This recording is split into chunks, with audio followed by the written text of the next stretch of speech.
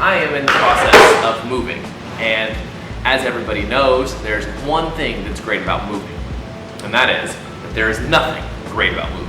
And if you like moving, then you should be in that business, not the photography business, because you are a special kind of person and we need people like you.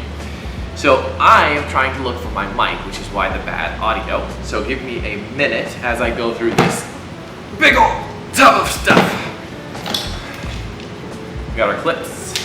Those aren't helpful now. Tethered wire. Those are nice. Air rocket. Always need one of these. Case, camera case holder thingies. Bunch of random stuff. Here we go. Okay, good. All right, so that's probably better. You can probably hear me a little bit better now.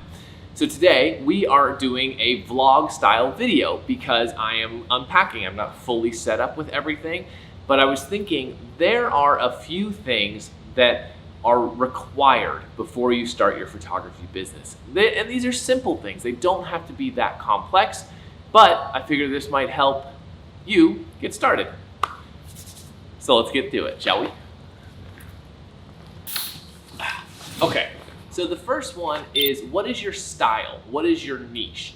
Now, what does that mean? Well, that is what you're gonna be shooting, what you're going to be providing with your camera to clients to sell. Is that gonna be landscapes? Is that gonna be engagements, weddings, maternity, newborns, whatever it does, whatever it is. And it doesn't have to be narrow. You don't have to do just maternity or just engagements or just this. You can do a broad spectrum of things, but you have to know what you're going to do before you do it.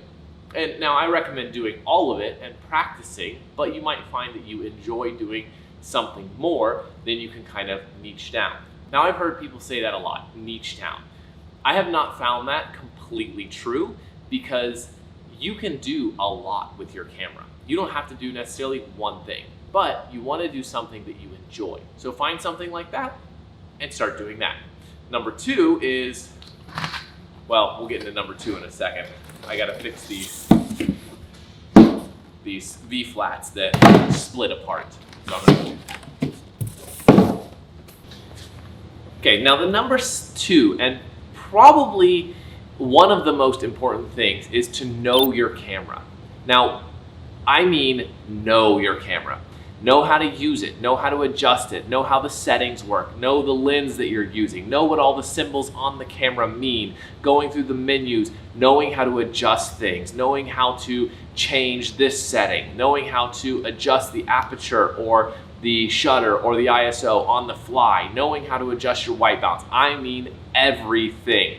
Know your camera, because I see in these photography groups that I'm in these questions all the time from people who are out there selling their products, selling their photo shoots and all of that. And in my head, I'm thinking, how are you being a professional if you don't know how to use your camera? It is so important that you know how to use your camera, because if you're shooting something, let's say you're shooting a wedding and the light changes completely and you're in manual and you don't know how to adjust your settings on the fly, that can cause problems. So know your camera, know your settings, know what they do, know how to adjust it, and just take the time to go through your camera. It doesn't take long. It shouldn't take long to learn these things. Now, the third thing might take longer, and it's very relevant to this, but knowing what your camera symbols and words and all those things mean can make a huge difference. So make sure you know your camera. Now let's see. Does that work for me? We're gonna try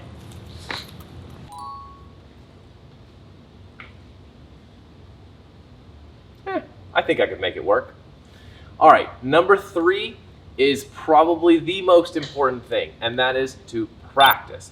Practice with your camera, practice shooting, practice with the thing that you want to shoot. If you want to shoot people, practice with friends or other people. If you want to shoot landscapes, practice with landscapes. Go try different things. If you want to, whatever you want to shoot, if you want to shoot products, get things around the house and practice with products, getting creative. Practice is probably the number one most important thing that you have to do. I don't care if you're a professional who's done this all the time or a brand new person who's picked up a camera for the first time or anyone in between. You should be practicing a minimum at least once a week because, well, everyone can practice. This is an ever-changing, ever-growing, creative way to do things. So if you're practicing, you're learning stuff. If you're practicing, you're creating new methods. If you're practicing, it goes on and on. I cannot stress the amount of practice that you should be doing. If you're sitting at home thinking, I have no jobs, I have nothing to do, well, get off your butt and go practice. Go get creative, because that will make a huge, huge difference in your game. And if it's not with the camera, maybe you practice editing. There's so many things you can do, but you get the idea. Just go practice. Okay, one thing I forgot to mention, with practicing, you help build your portfolio as well, especially when you're first starting.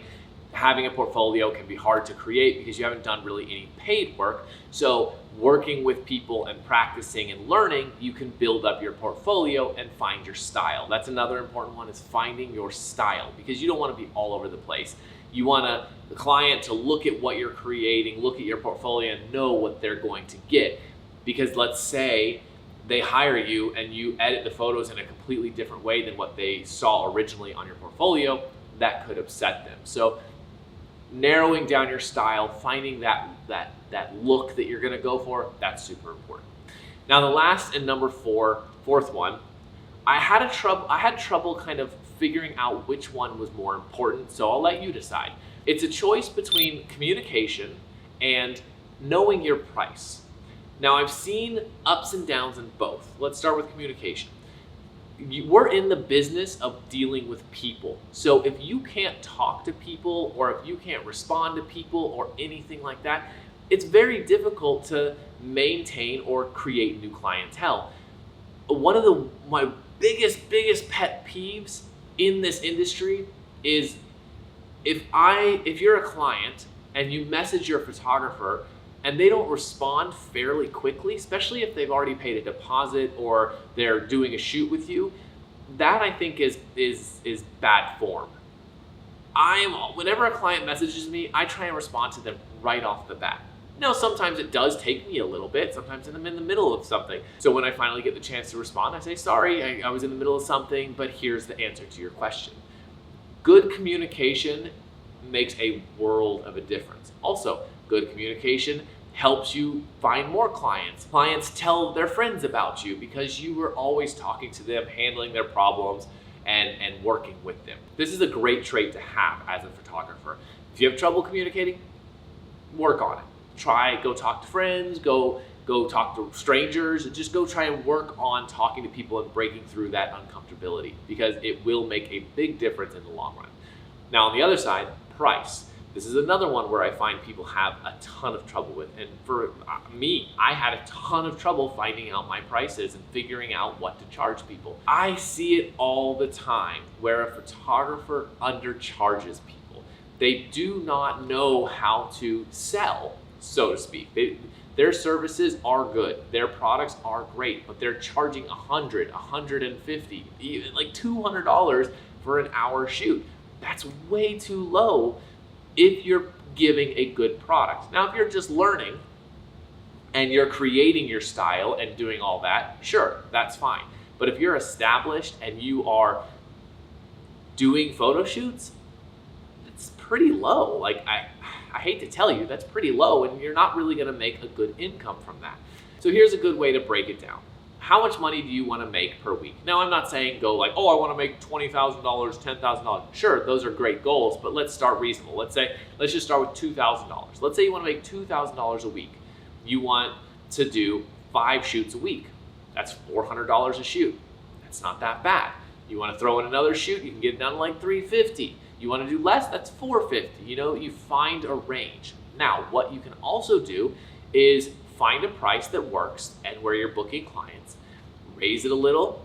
And if you're still booking the same amount of clients, great, raise it a little bit more. If then you find that your client bookings tick down a little bit, well, lower your price just about 10% or something like that. And there you go. You found your sweet spot on pricing. There's many different ways to look at pricing and how to adjust it and stuff like that. These are just a couple of examples, and I'm sure someone's going to have something smart to say or whatever. But this is just a simple way to create your pricing. And those are probably the most important things that you need to get started. Now, of course, there's a ton of other things, like a website. Some people use Instagram. Don't be that person. Don't use Instagram. If you want to do this professionally, get a website. Yes, you can use Instagram, but a website is professional. You can have a professional portfolio. Instagram is kind of like the lazy man's portfolio. Don't use it. I should say, don't use it, but have it, but also have a website. They're super easy. You need a client database system to take and handle money and emails and stuff like that. I recommend HoneyBook. It's what I use. I'll link it in the description if you want to check it out.